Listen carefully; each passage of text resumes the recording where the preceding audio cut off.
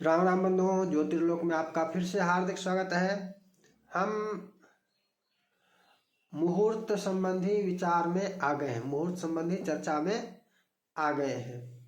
और आज शुद्ध अशुद्ध कहने के लिए सब मम प्रिय सब मम उपजाए, कोई भी काल अशुद्ध नहीं है, ये एक भिन्न विषय है। ये दार्शनिक रूप से विचारणीय पृथक विषय है। ज्योतिष में विशेष सूत्रों के आधार पर, विशेष नियमों के आधार पर शुद्धाशुद्ध होता है, शुद्ध काल होता है, अशुद्ध काल होता है। शुद्ध होने का तात्पर्य होता है कि ये ग्राह्य है शुभ कार्यों के लिए। अशुद्ध होने का तात्पर्य होता है कि ये शुभ कार्यों के लिए, मांगलिक कार्यों के लिए ग्राह्य नहीं है, अग्राह्य है। ये होता है, इसके नियम है, नियमानुसार ही होता है। और इसमें सबसे बड़ा जो नियम है, हम उसकी चर्चा आज करेंगे। ये नियम है गुरु और शुक्र का अस्त होना, वक्री होना गुरु का, या और भी अनेक विषय है। सबसे मुख्य है गुरु और शुक्र का अस्त होना। मुहूर्त निर्धारण में समय काल के शुद्ध और अशुद्ध, तो गुरु और शुक्र यदि अस्त हों, दोनों में से कोई एक, ये नहीं कि दोनों, गुरु अथवा शुक्र ऐसा कहेंगे तो समझ में आएगा। गुरु अथवा शुक्र यदि अस्त हो तो जितने दिन तक अस्त होंगे उतना दिन अशुद्ध रहता है, अशुद्ध काल कहलाता है। दोनों उदित हो तो शुद्ध काल कहलाता है। एक नियम यह है। अब अस्त कब होते हैं, अस्त के विषय में भिन्न भिन्न नियम है कि सूर्य के निकट इतने अंश, इसमें अनेक मत है। तो आपके पंचांग में जो मत लिया जाता है वो आपका क्षेत्रीय मत होता है। 10 अंश पर ले अथवा जिस अंश पर ले, जितने अंश पर ले। सूर्य के निकट होने पर कोई भी, सभी ग्रह अस्त होते हैं। सूर्य के निकट होने पर सभी ग्रह अस्त होते हैं। तो गुरु और शुक्र भी जब सूर्य के निकट जाते हैं, सूर्य की राशि में जाते हैं, और उस अंश, जो अंश बताया गया है, ये पंचांगों में आपको मिलेगा, तो अस्त हो जाते हैं। और उतने अंश के पश्चात पुनः यदि 10 अंश का लिया गया है तो सूर्य से 10 अंश पूर्व यदि गुरु अथवा शुक्र आ गए हैं तो अस्त हो जाएंगे। 10 अंश के अंदर, सूर्य के राशि से 10 अंश के अंदर यदि रहेंगे तो अस्त हो जाएंगे। और पुनः आगे बढ़कर अथवा वक्री होकर पीछे जाकर भी 10 अंश को पार कर जाएंगे तो फिर उदित हो जाएंगे, उदय हो जाएगा, फिर से उदय हो जाएगा। गुरु का तो भिन्न नियम रहता है। गुरु सूर्य से आगे जा ही नहीं सकते हैं। यदि अस्त हो गए गुरु यदि अस्त हो गए तो भी आगे फिर सूर्य ही जाएगा। गुरु पीछे आकर ही फिर गुरु का उदय होगा। गुरु का उदय सूर्य से आगे जाकर नहीं होगा। शुक्र का दोनों प्रकार हो सकता है। शुक्र फिर से वक्री होकर पीछे भी आ सकता है और मार्गी रहते हुए आगे भी जा सकता है। शुक्र दोनों प्रकार से उदय कर सकता, शुक्र का हो सकता है। तो ये भिन्न विषय है, इस पर चर्चा नहीं करना। अस्त वाला विषय है कि अशुद्ध काल क्या होता है, तो जब अस्त हो। लेकिन इसमें और भी नियम है। इसमें एक नियम नहीं, नियम तो एक ही है कि बाल्यावस्था और वृद्धावस्था।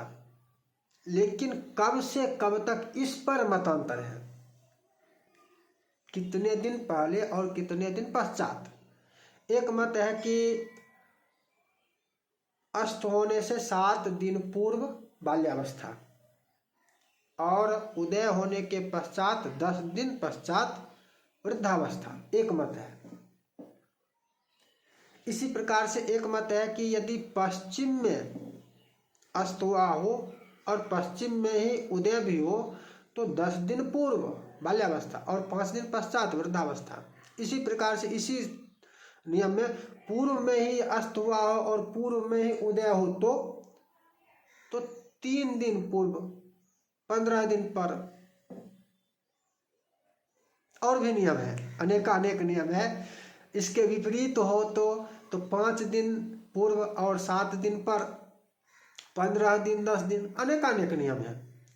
अब कौन सा नियम कहाँ पर ग्राह्य है, ग्रहण किया जाता है, ये अपने पंचांगों में आप समझ सकते हैं। पंचांगों का अवलोकन करके भी समझ सकते हैं कि संक्रांति से अस्त होने से कितने दिन पहले और कितने दिन पश्चात लिया जाता है उस पंचांग में।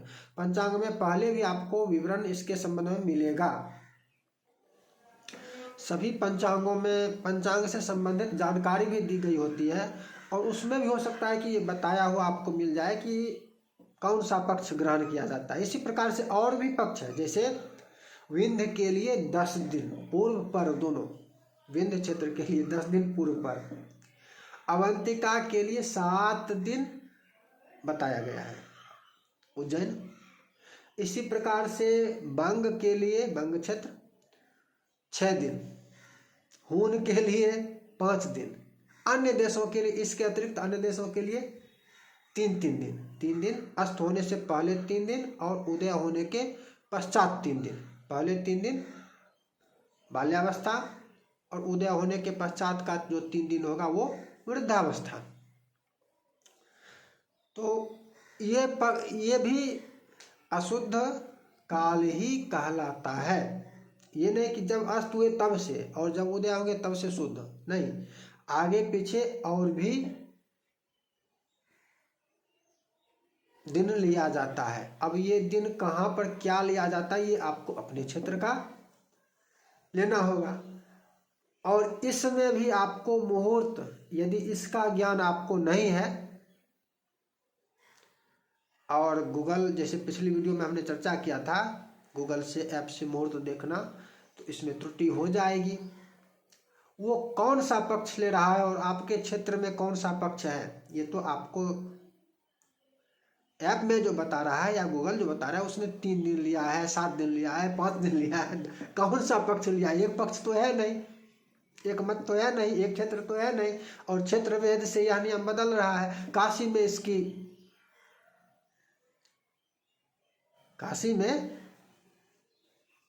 इसकी आवश्यकता ही नहीं है, काशी के लिए यह मान्य नहीं है। अब काशी का लिया है तो मिथिला में तो है मान्य, काशी में मान्य नहीं है, मिथिला में मान्य है। वो मुहूर्त दे देगा, लेकिन उस दिन अन्य क्षेत्रों के लिए वो मुहूर्त नहीं होगा।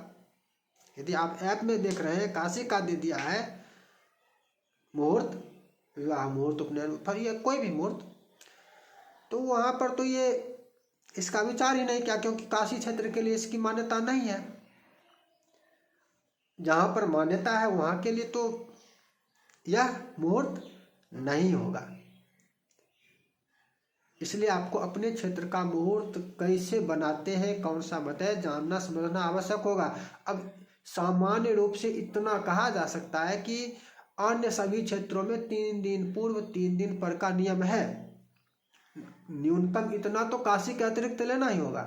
काशी के अतिरिक्त न्यूनतम 3 दिन वाला पक्ष तो लेना होगा। काशी में तो ये 3 दिन वाला पक्ष भी नहीं लेगा, काशी में ये 3 दिन वाला पक्ष भी नहीं लेगा। अन्य क्षेत्रों में तो न्यूनतम 3 दिन का पक्ष लेगा। तो इस 3 दिन वाले जो वो मुहूर्त होंगे वो तो केवल मात्र काशी में ही हो सकते हैं, अन्य क्षेत्रों के तो नहीं हो सकते हैं। अब काशी में भी इसमें कौन सा, इसमें भी और भी हो सकते हैं, कौन सा पक्ष लिया जाता है ये तो काशी के पंचांग में आपको प्राप्त होगा कि कौन सा पक्ष वो ग्रहण करते हैं और क्या देते हैं। तो यदि आप गूगल से देखकर, मोबाइल ऐप से देखकर मुहूर्त बनाएंगे तो आपसे बड़ी त्रुटि होगी। और यजमान भी यदि आपको गूगल के आधार पर प्रश्न करे तो आपको ये सब विषय समझाना होगा कि भाई क्षेत्र का नियम होता है और भिन्न भिन्न क्षेत्र के नियम उस क्षेत्र के पंचांग में ही आपको विचार करके बताया जाता है। जिस क्षेत्र का पंचांग है उस पंचांग में ही उस क्षेत्रीय नियम का जो वहाँ पर ग्रहण किया गया है विचार करके मुहूर्त बनाया जाता है। अन्य क्षेत्र के मुहूर्त, जैसे काशी का मुहूर्त मिथिला में अमान्य होगा, बिल्कुल होगा। ऐसा नहीं कि काशी का मुहूर्त पूरे देश में मान्य हो जाएगा, या किसी भी क्षेत्र का मुहूर्त यदि बनाया गया है तो वो पूरे देश में मान्य नहीं होगा। तो एक विषय तो यह हो गया, 3 दिन का पक्ष सामान्य है, 3 दिन अस्त गुरु और शुक्र। और कहने पर ऐसा भी अर्थ हो सकता है कि दोनों अस्त हो, नहीं, अथवा कहेंगे तो एक का गुरु अथवा शुक्र दोनों में से कोई एक भी अस्त हो तो अशुद्ध काल, उस काल को अशुद्ध कहा जाता है। उस काल में कोई भी शुभ कार्य नहीं किया जाता है। और उदय होने के पश्चात अस्त होने से पूर्व भी 3 दिन अतिरिक्त, ये सामान्य नियम है, 3 दिन अतिरिक्त त्याग करना चाहिए। अतिरिक्त 3 दिन भी त्याज्य होता है। चलिए, ये गुरु और शुक्र के अस्त होने वाला विषय तो हो गया। और भी विषय है, जैसे सिंहादित्य, भाद्रपद, सिंहादित्य अशुद्ध होता है। इसी प्रकार से धनु में सूर्य हो तो भी भाद्रपद और पौष, खरमास जिसको कहते हैं, चैत्र भी खरमास ही होता है, लेकिन चैत्र में सभी कार्य त्याज्य नहीं है, अशुद्ध नहीं होता है। चैत्र में उपनयन, प्रतिष्ठा होता है। इसी प्रकार से अधिक मास, 6 मास अशुद्ध होता है। अधिक मास और 6 मास अशुद्ध होता है। इसी प्रकार से गुरुवादित्य, तो गुरुवादित्य में क्या हो गया, गुरु अस्त होंगे, अस्त उदय में, ये तो आ गया, स्पष्ट हो गया अस्त और उदय। लेकिन विशेष क्षेत्रों में गुरुवादित्य होता है कि एक राशि में रहने ही नहीं चाहिए। एक राशि में दोनों जब तक रहेंगे तब तक, भले ही उदय हो अथवा ना हो, उदय हो भी तो भी गुरुवादित्य होने पर वो महीना जब तक गुरुवादित्य रहे, गुरु और सूर्य एक राशि में, तब तक अशुद्ध होता है। ऐसा भी है, लेकिन जिस क्षेत्र में है उस क्षेत्र के लिए मात्र है। इसी प्रकार से सिंहस्थ गुरु, गुरु यदि सिंह राशि में हो तो भी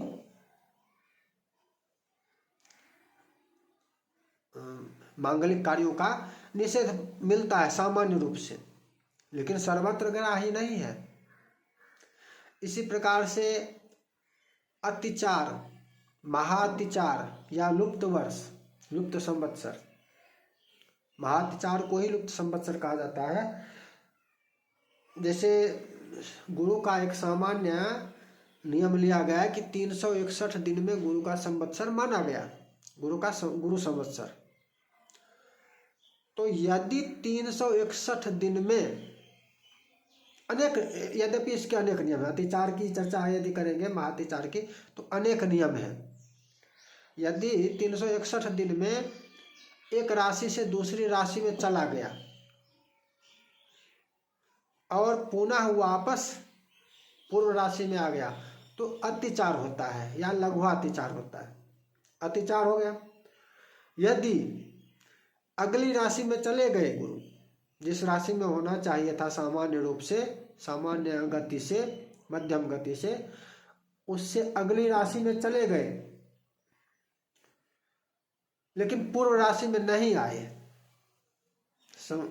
पूर्व राशि में वापस नहीं आए, तो इसको महाअतिचार कहा जाता है। ये महाअतिचार हो जाता है और इसे लुप्त संवत्सर कहा जाता है। लुप्त संवत्सर को लेकर भी अब दृश्य और अदृश्य पंचांगों में विवाद चल रहा है और इसी कारण से आपको संवत्सर नाम में भी अंतर मिलेगा। अदृश्य पंचांगों में संवत्सर के नाम भिन्न दे रहे हैं और दृश्य पंचांगों में संवत्सर के नाम भिन्न आते हैं, क्योंकि बीच में एक संवत्सर लुप्त हो गया था दृश्य विचार से, दृश्य वेद सिद्ध गणना से, और अदृश्य पंचांगकारों की गणना से लुप्त महातिचार नहीं हुआ था और कोई संवत्सर लुप्त नहीं हुआ है। तो ये अंतर अलग है, इस पर चर्चा हमको करनी नहीं है। तो ये होता है एक अतिचार महातिचार, ये विषय होता है। अतिचार होने पर भी 28 दिन, जब अतिचार हो तब 28 दिन का त्याग किया जाता है किसी भी मांगलिक कार्य, किसी भी शुभ कार्य के लिए मुहूर्त निर्धारण में, अतिचार में भी। लेकिन इसमें भी एक नियम है कि ये मिथिला में ही विशेष रूप से मान्य है, सर्वत्र मान्य नहीं है। महातिचार मिथिला में विशेष रूप से मान्य है। इसी प्रकार से वक्री गुरु होने पर भी, गुरु यदि वक्री हो तब भी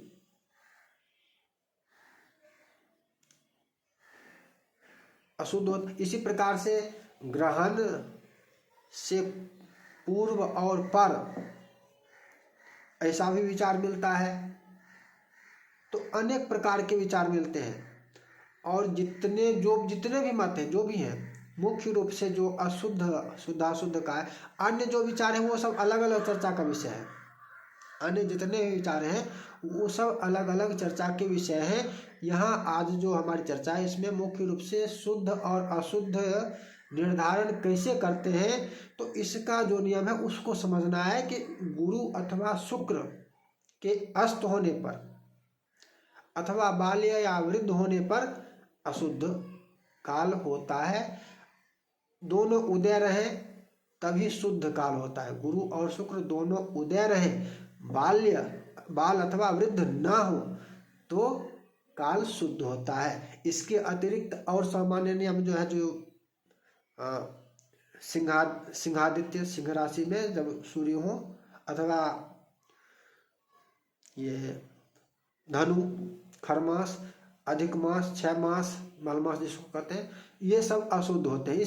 इसमें एक और है चातुर्मास जिसको कहते हैं, देवशयनी एकादशी से आषाढ़ शुक्ल, इसमें संक्रांति से नहीं है, और ये अशुद्ध नहीं होता है।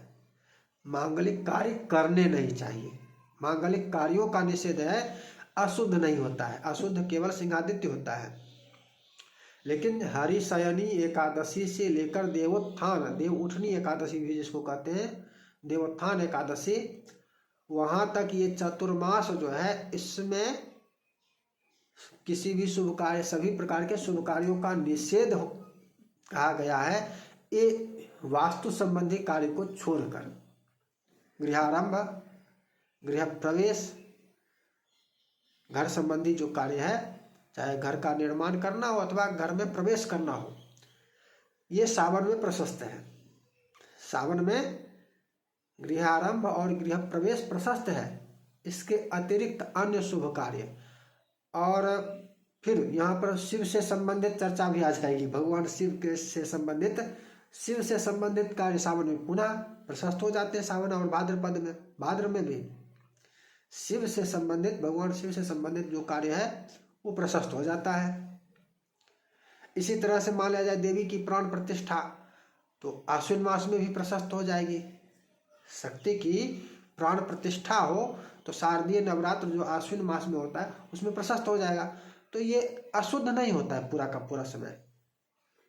ये चातुर्मास जो है अशुद्ध नहीं होता है। मांगलिक कार्यों को इसमें निषेध किया गया है। अशुद्ध केवल भाद्रपद होता है, और इसमें विशेष रूप से ग्राह्य क्या है, तो वास्तु संबंधी कार्य, गृहारंभ और गृह प्रवेश।